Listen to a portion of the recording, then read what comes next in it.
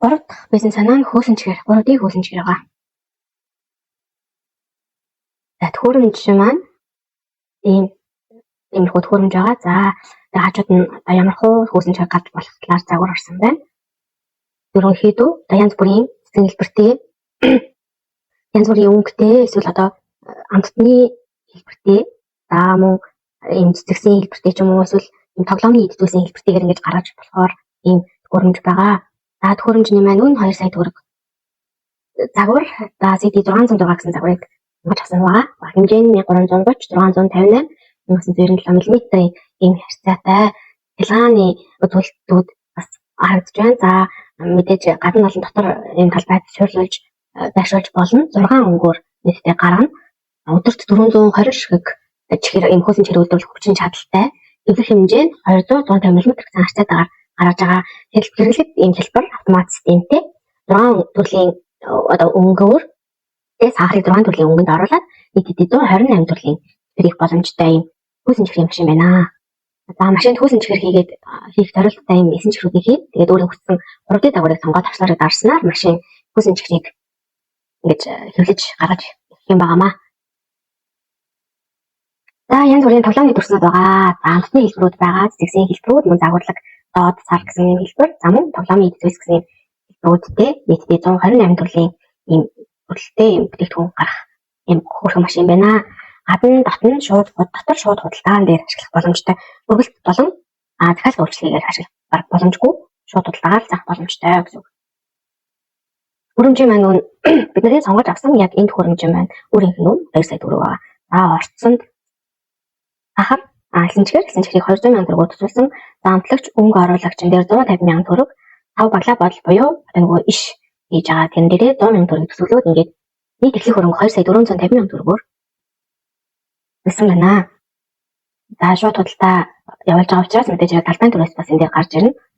Тэгэхээр өөрийнхөө дэлгүүрийн нөгөө дотор биш бол ингээд талбайн төрөөс гэдэг нь бас ингээд нэг зардалтаа эхлэх хөрөнгөн дээр оруулж тооцохны. Нэг удаагийн үйлдвэрлэлийн зардал нь нэг бүтээгдэхүүнд 50 г энэчээр орно гэж тооцож байгаа. За тэгээ 250 төгрөг болно. Амтлагч өнгө оруулагчийг нэг бүтээгдэхүүнд шаардлагатай амтлагч буюу өнгө оруулагчийг 10 г орчмоор тооцоод за энэ төрлийн амтлагчнууд дунджаад 15 сая төгрөг байдгаа гэх юм бол нэг бүтээгдэхүүнд 150 төгрөгийн ийм нэмэлт амтлагч өнгө оруулагч орохны. За эрчим хүчний хувьд за машин өдөрт 8 цаг ажиллахад нөгөө өдөрт 8 цаг ажиллана гэдэг нөгөө тооцоогоор гаргаж ханыхан зардлыг тооцсон байгаа. Тэгээд нэг өдөрт нэг бүтээгдэхүүн дээр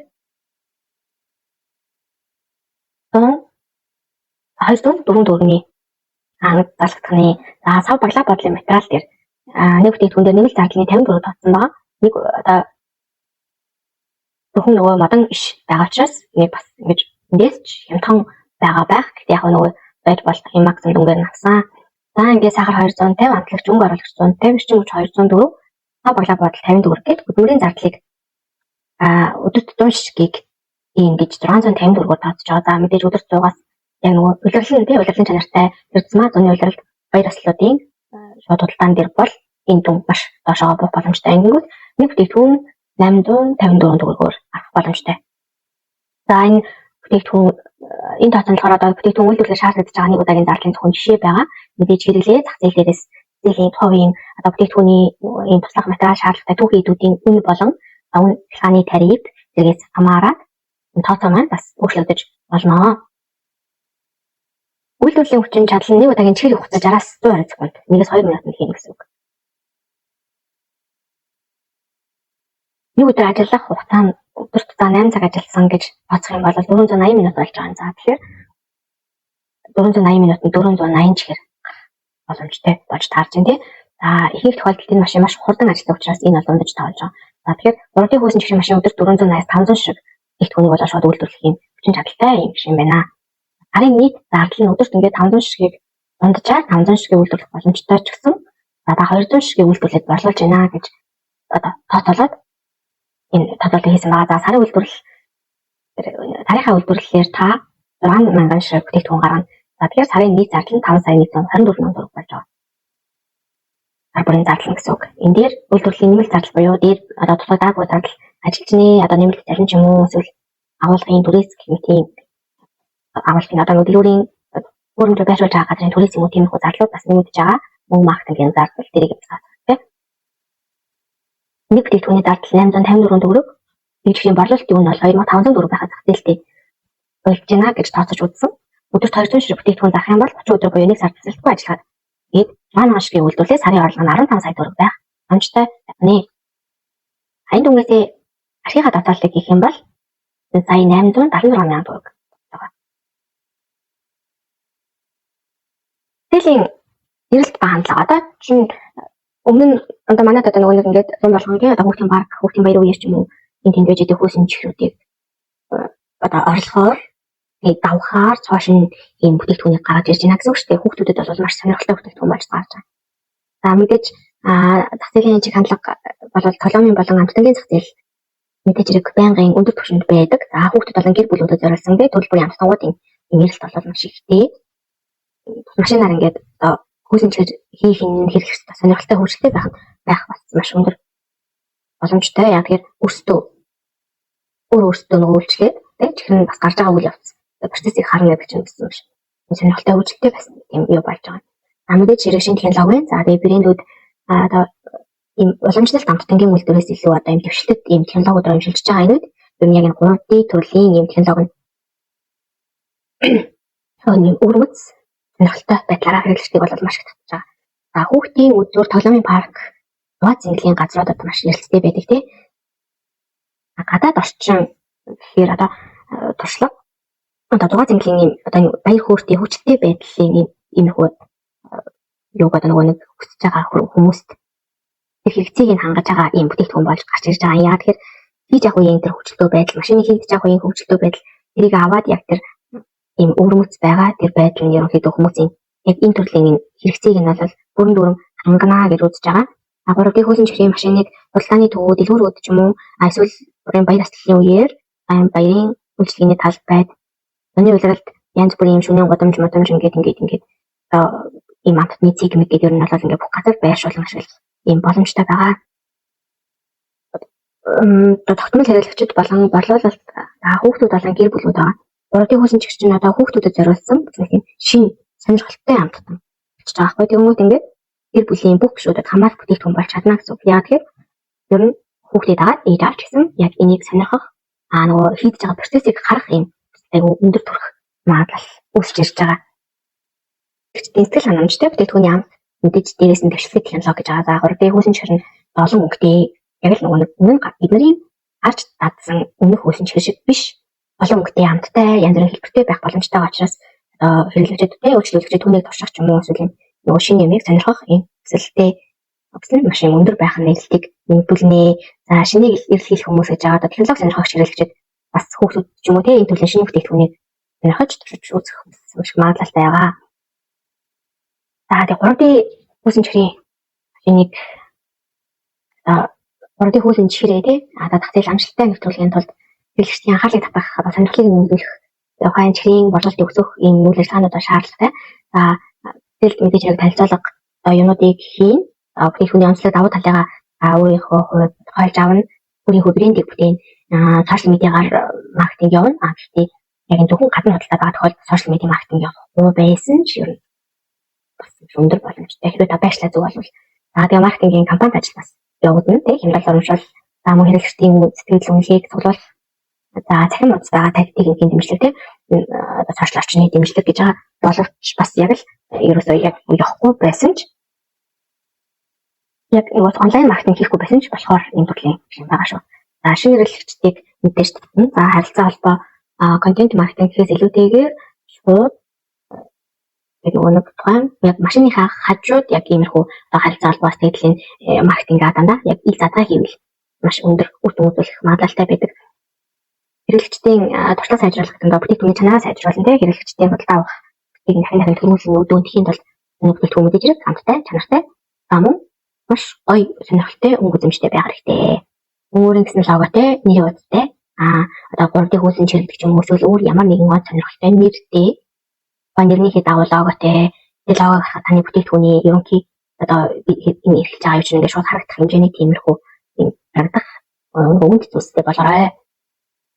Ерөнхийдөө яг энэ хүйсэн чихрийн яг хүйсэн чихрийнхээ тий одоо нэг шинэлэг юм өмнөх хүйсэн чихртэй одоо харьцуул одоо шууд ингээд харьцуулж бас ингэж харуулгыг ер нь бол яг маркетинг хийдэг хүмүүсийн ойс бол бас ингээд шууд төвлөрүүлтэй гэхдээ нөгөө зэрэгцүүлж зургийг тавих гэсэн тий одоо цоо шинэлэг гэдэг байдлуудыг нь оруулахаар маш олон төрлийн юмнуудыг хийх хэрэгтэй. За мөн олон төрлийн амттай чихрүүдийг янзаар нь маш олноор нь ингээд төрөл болгоноос нь ингээд нөгөө хөвлөд ингээд харуулах энэ хүмүүсийг ивэл одоо нөгөө хэрэглэгчдийг татах энэ өсөлтөнд чинь бас маш нөлөө үзүүлэх юм шүү.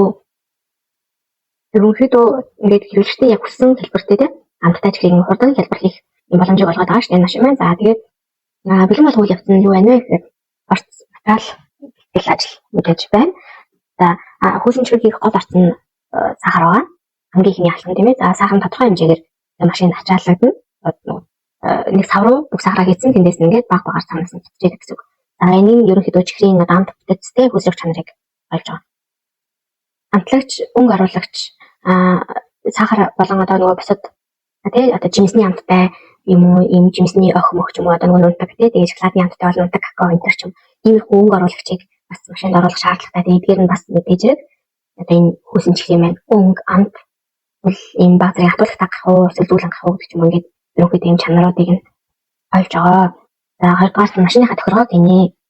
Гуравдын хүйсэн чихрийн машин маань өндөр технологи шилжүүлээд ингээд хүйсэн чихэр үйлдвэрлэж байгаа.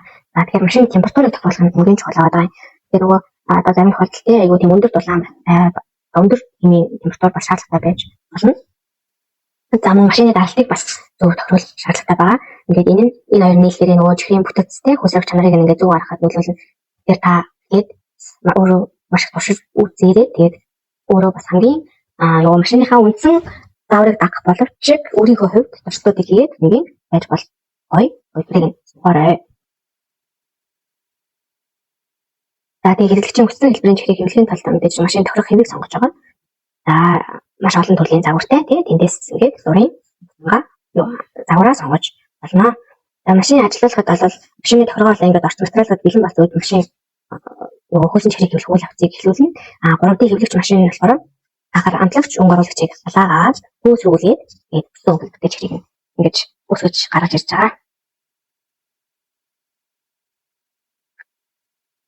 Машин ерөөсөө хэрэглэгчдийн хүссэн хэлбэрийг яг нөгөө нэг ингээд давхаргаар ингэж бүрдүүлж ингээд үе чад бүрийг ингэж нөгөө нэг эргэлтээр ингэж гаргаж ирдэг гэсэн. За тэгээд дээрэс нь одоо чихрийн хэлбэрийг олох боломжтой хэмжээ өнгө амт зэрэг нөгөө орчноос хамаарат өөрчлөх боломжтой байгаа.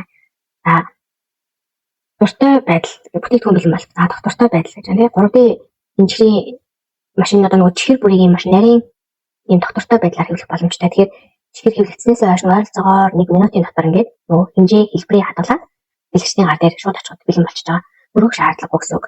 Нөгөө хүйсэн чихрийн бүтэцтэй учраас хөргөх юм уу эсвэл хатар болох шаардлагагүй. Ингээд чихрийн хэмлээс гараад ирсэн л шууд хэрэглэгчдэд хүрэхэд бэлэн болдог. Бүтээгдэхүүн бэлэн болсон үед чихрийг хэрэглэгчдэд хүлээлгээ өгөхөөс өмнө сарлах шаардлагатай. Гэхдээ энэ дээр бол одоо нөгөө 5 гэхээс илүүтэйгээр юу байгаа. Нөгөө иш маань байгаа тийм. За энэ материал нь мэдээж хэрэг эко буюу модон хүнсний зориулалттай юм модон ийм байв хэрэглэгчдэд бас ээлтэй байх хэрэгтэй. За хэрэглэгчийн сайн дагуу хэрэглэгчдийн хүсэлт одоо ийм хүсэлтийн дагуу чихрийг нөгөө хилж гаргаад тэгээд ингийн ийм эко модон шороо тоогоод тэгээд хэрэглэгчдийн хүргэнэ. Энэ урдын хүйсэн чихрийн хувьд онцгой зөвлөгөө гэх юм бол хамгийн түрүүнд органик бүтээгдэхүүн. За юу л мэдээж хэлээд байгаа тийм ээ. Эрүүл амттай үйлдвэрлээд органик бүтээгдэхүүн ашиглана. Эрүүл амттай хийх тулд одоо органик сахартай, бор сахараа байгалийн гаралтай амтлагч одоо хүнсний зорилттой эмгэг оруулагч ашиглаад ч юм уу тийм. Энэ талаараа бусдад хэрэглэгчтэй бас мэдээллийг маш сайн өгдөг бахан. Бусдаас ялгарах гэсэн тийм онцлог болно. За хэрэглэгчдэд тохирсон тийм янз бүрийн нөгөө сонголтыг одоо гаргаад тийм нөгөө хашлах бүтээгдэхүүнээс ингэж жишээлбэл одоо нөгөө таталцах юм байлгавал мөчтэй тэлийн эрэлтийг мэдээж хэрэг судлах хэрэгтэй. Гэхдээ ерөнхийдөө зах зээлийн чиг хандлагыг ажиглах юм бол өндөр чихрийн эрэлт өндөр хിവэр байгаа. Тэгээд сонирхолтой технологийн ийм бүтээгдэхүүний эрэлт бол бүр маш их огцом нэмэгдэж байгаа шүү. За маркетингийн идэвхтэй яг мэдээж хэрэг хийх хэрэгтэй тий. За хэрэглэгчдэд одоо нөгөө чихэр хийж үзэх юм боломжтой боломжийг ингээ байнгын нийлцтэй байх тий. Тэгснээр одоо хэрэглэгчид бүтээгдэхүүнтэй илүү их холбоотой байгаад илүү их нөгөө ийм оролдож үзэх юм уу сонирхох худалдан авах юм нөгөө илүү их авнаа л гэсэн үг. Дараагийн хэрэглэгчдэд нөгөө хэрэглэгчдээс захиалгаа хурдан авдаг юм байвал хэрэглэгчдийн хооронд шилжих яг тэр үйлчлэгийг үзүүлж байгаа хүний маш их чухал юм байгаа шүү. Яг тэгэхээр машин маань угаасаа өөрөө хурдан.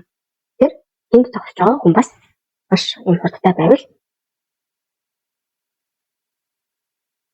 үйлдвэрлэлийн чанар гэж байгаа. За машины үйлдвэрлэлийн чанар мэдээж одоо